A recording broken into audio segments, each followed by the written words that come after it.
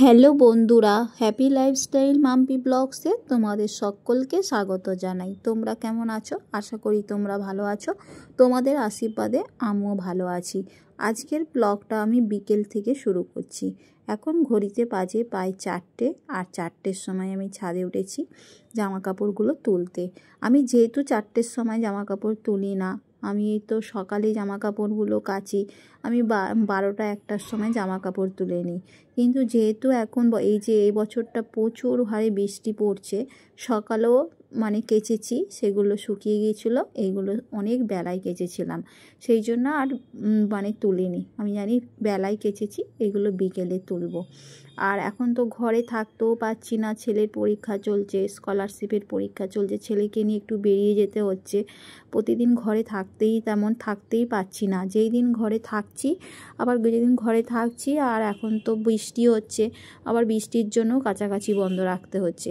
আজকে যেহেতু দেখছি আকাশে খুব ঝলমলে রোদ করেছিল, সেই জন্য আজকে যা জামা কাপড় জড়ো হয়েছিল সব জামা কাপড় কেচেছি। সকালে একবার কেচেছি, আবার দেখছি না ভালোই রোদ করেছে, সেই জামা কাপড়গুলো শুকিয়ে যাওয়ার পর আবার যেগুলো বাকি ছিল সেইগুলো কেচে আর সব মিলে দিয়েছিলাম। দেখো, জুতো পর্যন্ত ধুয়ে দিয়েছি, পাপোশ ধুয়েছি, রোদ থেকে সামালতে পারছি না। এখন বাড়িতে যেই দিন থাকছি, সেই দিনে পুরো জামা কাপড় যা থাকছে সব কেচে দিচ্ছি। আর গাছগুলো আমার কেমন হয়ে যাচ্ছে, গাছগুলোরও আজ প্রায় 1-2 মাস হলো কোনো যত্নই করতে পারছি না, খালি জল দিচ্ছি। আর এখন তো বর্ষাকালে প্রতিদিনই বৃষ্টি হচ্ছে, জলও তেমন দিতে হচ্ছে না। আর যদি খুব খিটখিটে রোদ হয়, তখন একটু জল দেওয়া হচ্ছে। সারটা কিছুই দেওয়া হচ্ছে না। আমি সময় পাচ্ছি না বলে গাছের পেছনে সময়ই দিতে পারছি না। আর এই দেখো, এই বাটিটায় কয়েকটা তুলসী গাছের দানা দিয়েছিলাম, দেখছি চারা হয়েছে। আর বিকেলবেলা ছাদে এসেছি, বেশ ভালোই লাগছে। ছেলেকে বললাম ছাদে আসতেও আসলো না, ঘরে বসে আছে। আমিই ছাদে এসেছি।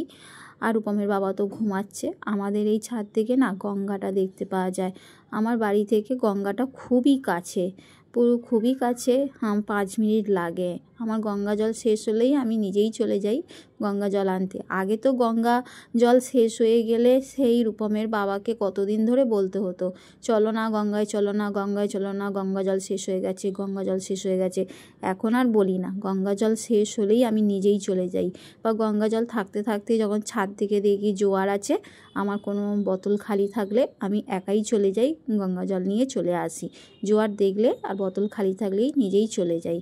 তারপরে ছাদ থেকে তো জামা কাপড়গুলো নিচে এসে, আর এখন দুপুরে বাসনগুলো মেজে রেখেছিলাম, সেগুলো এখন বাসনের জায়গায় গুছিয়ে নিচ্ছি।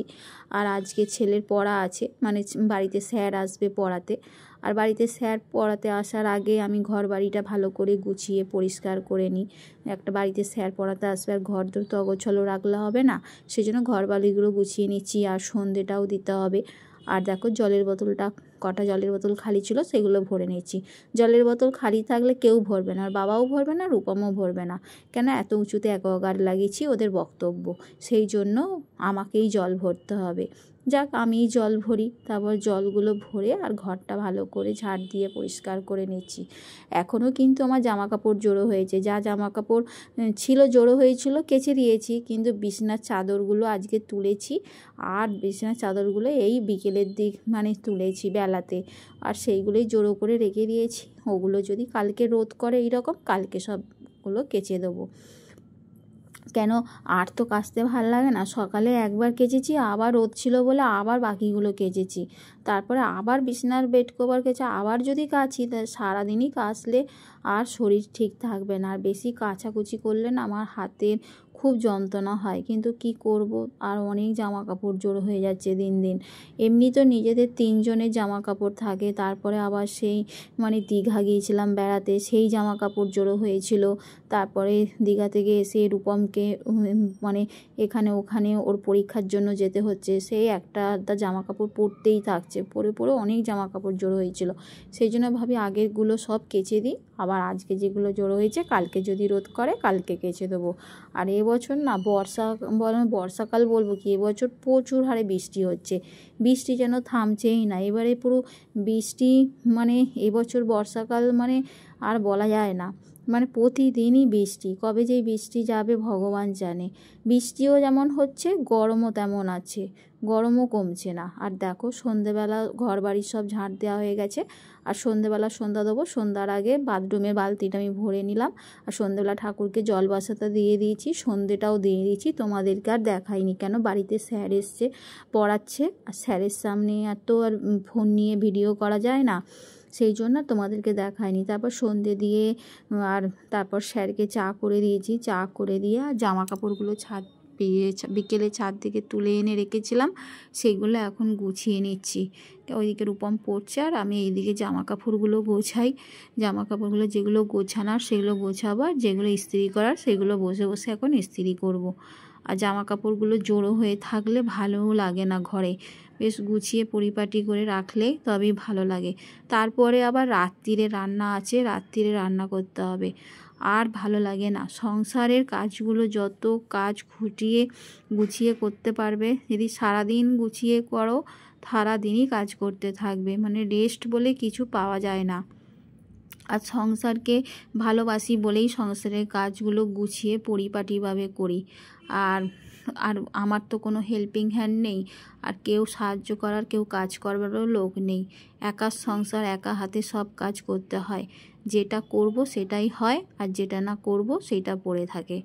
দেখো জামা কাপড়গুলো গুছিয়ে, আর বিছনাটা অগোছালো হয়ে থাকে। রূপম যেহেতু ঘরে থাকলে সব সময় খাটে থাকে, বই খাতা মেলা থাকে, সেই জন্য দেখো জামা কাপড় গুছিয়ে আর খাটটাও গুছিয়ে পরিপাটি করে নিচ্ছি। আমাদের ঘরে দেখবে যে, আমাদের ঘর কেন, প্রত্যেকটা মানুষের ঘরে খাটটা যদি গোছানো পরিষ্কার টিপটাপ থাকে, তাহলে দেখবে ঘরটা মনে হয় যেন অনেকটাই গোছানো আছে। ঘরটা অগোছালো, ঘরের মধ্যে যদি বিছানাটা অগোছালো থাকে, তাহলে জানবে যেন পুরো ঘরটাই অগোছালো হয়ে আছে। তাই জামা কাপড়গুলো গুছিয়ে আর বিছনাটাকে ভালো করে ঝেড়ে টিপটাপ করে গুছিয়ে নিচ্ছি। আরও নানা রকম কাজ আছে, সেইগুলো করতে হবে। আর বিছনাটা গুছিয়ে নিচ্ছি। এদিকে রূপমের স্যার চলে গেছে, আর রূপমকে সন্ধ্যাবেলা রূপম বলল, মা আজকে দুধ আর অরিও খাবো। আর আমি একটু চানাচুর দিয়ে মুড়ি নিচ্ছি, আর একটু চা রয়ে গেছিলো, সেই চাটাই গরম করে টিফিনটা খাচ্ছি।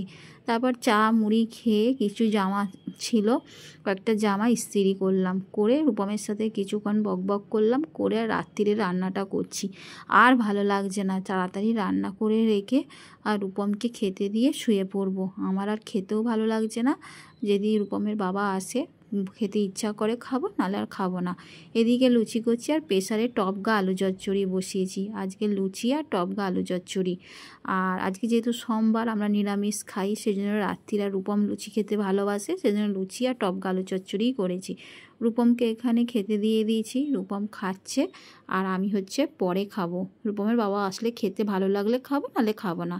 তারপর রান্নাঘরটাও গুছিয়ে পরিষ্কার করে নিয়েছি। ভিডিওটি এই পর্যন্ত, ভালো লাগলে লাইক কমেন্ট শেয়ার করুন।